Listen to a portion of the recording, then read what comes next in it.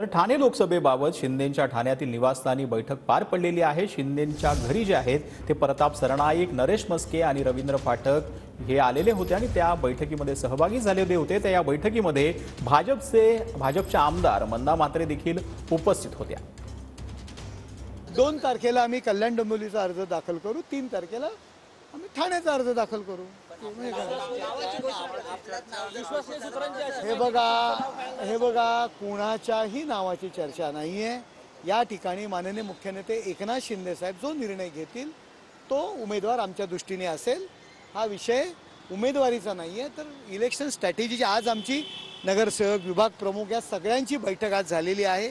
त्याची माहिती देण्याकरता आम्ही या ठिकाणी माननीय मुख्यमंत्र्यांना भेटणार। प्रत्येकाला वाटतं ना की ही इथली ठाणे जिल्ह्याची सीट आम्हाला मिळावी। आता भाजपची मी विधायक आहे, तर प्रत्येकाला वाटतं की भाजपला मिळाली पाहिजे। मुख्यमंत्र्यांकडे तशी मागणी केली का आज?